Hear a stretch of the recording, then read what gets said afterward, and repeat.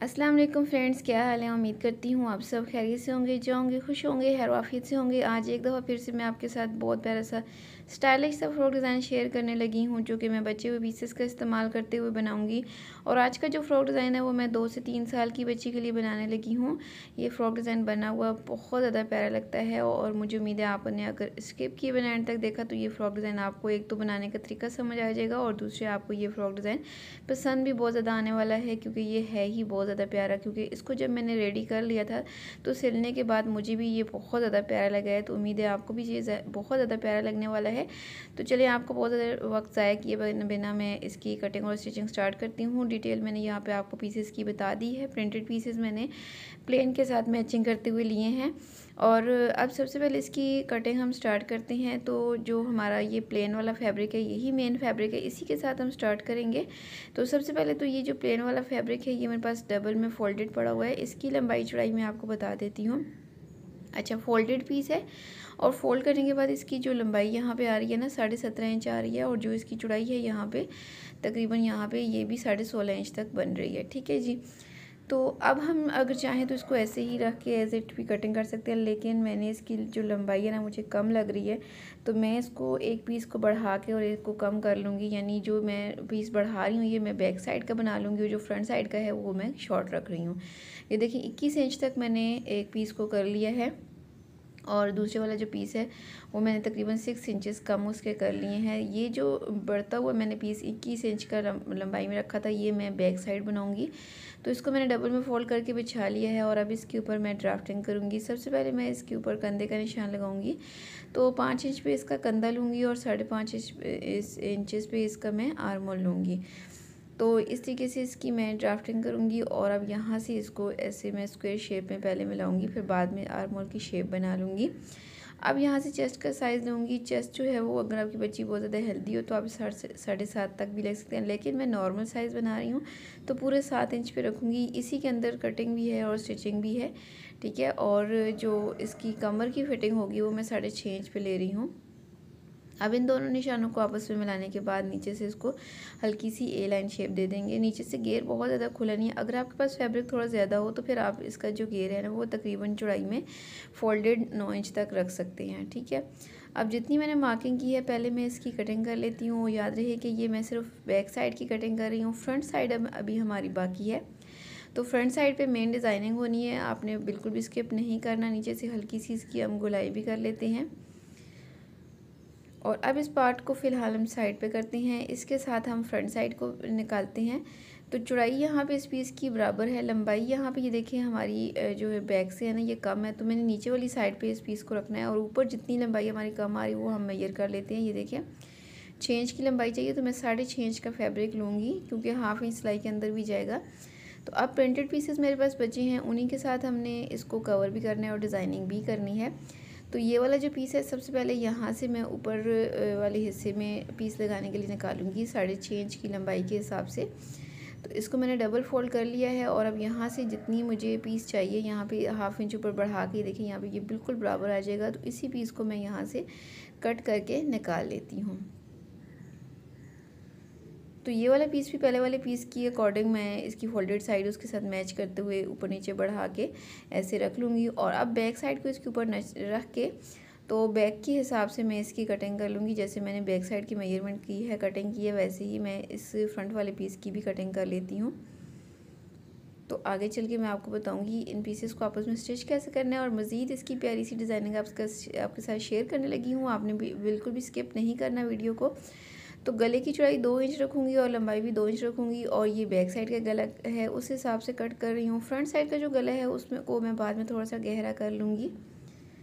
आप यहाँ पे गला अपनी मर्ज़ी से कोई भी बना सकते हैं। गोल गले की जगह आप कोई वी गला या कोई बुकरम के ऊपर कोई गला बनाना चाहे तो बना सकते हैं। नीचे से भी इसको थोड़ा सा मैं हल्की सी शेप दे देती हूँ और अब यहाँ पे तकरीबन कटिंग कंप्लीट है।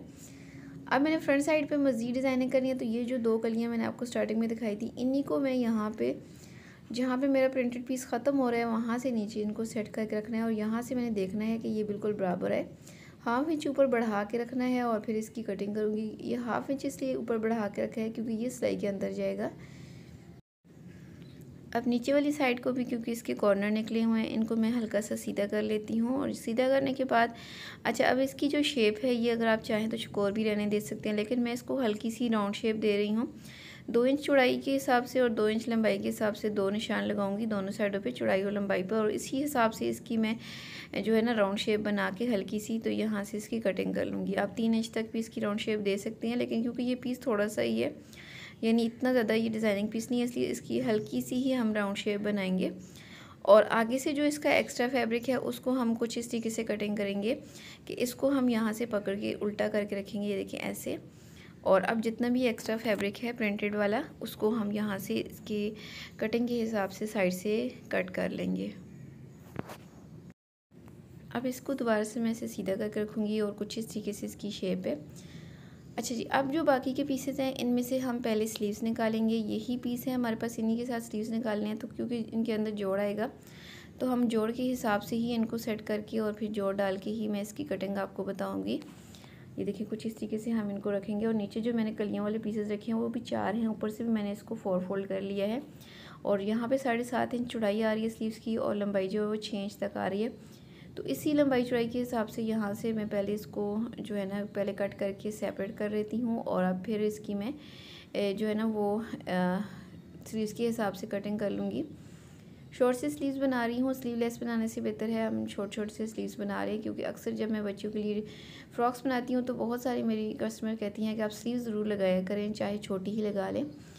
तो यहाँ पे मैंने इसको कटिंग कर लिया, बाद में स्टिच करके बताऊँगी। अब बाकी के पीसेस में से मैं नीचे लगाने के लिए पट्टी निकाल लूँगी, और कफ लगाने के लिए भी इन सारे पीसेस को ना आपस में जोड़ के मैं कट कर लूँगी। तो स्टिचिंग की तरफ चलते हैं। सबसे पहले ये जो फ्रंट साइड की डिज़ाइनिंग पीसेस है इनको हम रेडी कर लेते हैं, इन्हीं से हम स्टार्ट लेंगे। तो जो मैंने आपको स्टार्टिंग में डोरी पाइपिंग दिखाई थी, यही वाली हम यूज़ करने लगे हैं। इस पाइपिंग को हम अपने पीसेस की सीधी साइड पे रखेंगे, कुछ इस तरीके से 1/2 इंच अंदर की तरफ करते हुए। और जो हमने ये राउंड शेप वाली साइड कट की हुई है, वहाँ पे हमने इतने से हिस्से में, जितना मैं आपको रख के दिखा रही हूँ, इसको रख के लगाना है, ठीक है, स्टोरी पाइपिंग को सीधी साइड पे। और सेम इसी तरीके से दूसरी साइड पे भी लगा के फिर इसको हम बैक पे पलट के प्रेस कर लेंगे। ये देखिए दोनों पीसेस पे मैंने डोरी पाइपिंग लगा के सीधी साइड पे उल्टी साइड पे पलट के प्रेस भी कर लिया है। ये देखिए बहुत अच्छे से इसकी फिनिशिंग आ गई है। और अब यहाँ पे जहाँ पे इनको एडजस्ट हमने करके रखना है, वहाँ पे मैं इनको सेट करके रखूँगी दोनों साइडों पे। और दोनों साइडों पे स्टिच रख के इनको पहले मैं एक रफ सिलाई के साथ इसके साथ स्टिच करूँगी।